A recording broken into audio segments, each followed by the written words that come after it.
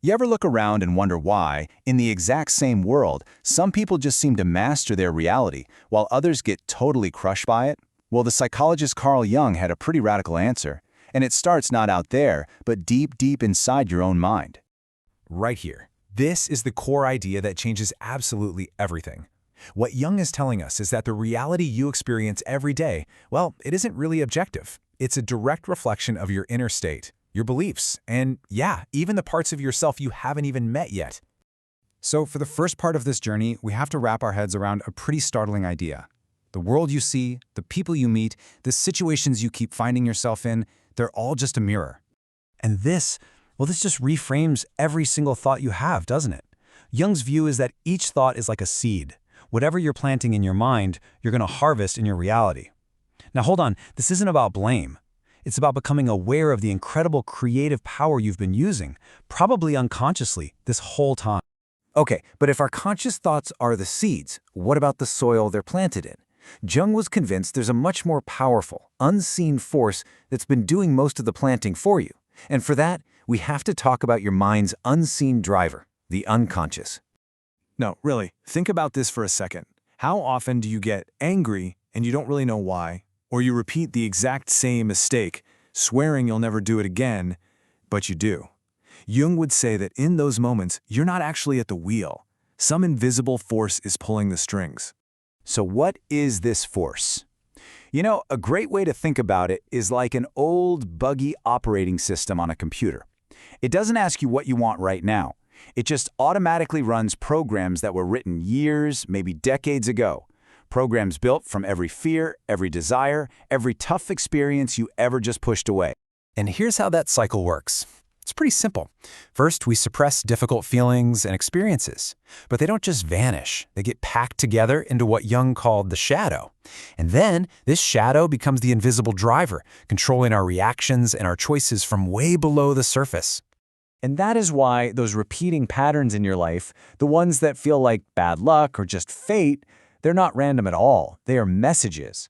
They're your unconscious, basically screaming for your attention, trying to get you to finally look at what you've refused to see. So this brings us to the most challenging, but honestly, the most rewarding part of this whole journey. It is time to meet that unseen driver. It's time to confront your shadow, because this is exactly where your greatest power is hidden. Just look at this breakdown. It's so eye-opening. On the left, you've got all the stuff we're taught to reject about ourselves. Our anger, our fear, our selfishness. But then look at the right. The more we deny these things, the more power they have over us. They literally become the secret force shaping our destiny. And here's your treasure map to find that shadow. Think about that one person who just gets under your skin. That really intense irritation you feel, that's a huge clue. Jung called this projection. We're not actually seeing them clearly. We're seeing a rejected, hidden part of ourselves mirrored right back at us. Okay, so this is probably the most important question in this entire process. Is this dark, hidden part of you some kind of monster that you need to get rid of? No, absolutely not. And this is the profound twist in Jung's work. The shadow isn't your enemy. It's your treasure chest. All that raw power, all that creativity, that gut instinct, that energy you pushed away, it's all locked up in there, just waiting for you to reclaim it. So, once you started to face the shadow, the final stage of the journey can begin. This isn't about pretending challenges don't exist. It's about changing who you are when you meet them.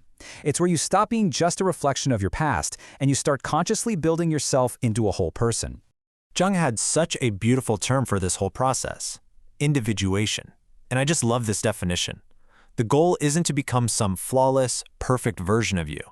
The goal is to integrate all your parts, the light and the dark, to become fully, authentically, and unapologetically who you truly are. And this journey, it has a pretty clear path. First, you recognize the social mask, the persona that you wear for the world. Second, you do the courageous work of integrating your shadow. And finally, these two parts come together to form a unified whole self. And when you do this, it leads to a massive shift in your mindset. See, most of us operate from the left side. I'll believe it when I see it, always waiting for the world to give us proof. The creator's mindset completely flips that. Belief becomes the cause, and the evidence you see in the world, that becomes the effect. You create the proof by changing your inner world first. So how do we actually do this? It's not magic, it's practice. First, you use repetition to literally encode a new belief, overriding that old programming. Then you use ritual, conscious, symbolic actions to make that belief feel real in your body. And finally, you just act as if it's already true. You live that new identity until it becomes your new reality. And really, what this all boils down to is this. Your identity isn't something you find, like it's lost somewhere. It's something you actively build, brick by brick, with every single conscious choice you make and then repeat, day in and day out. You are the architect of you. And this brings us right back to the heart of it all. Look, this journey is not easy.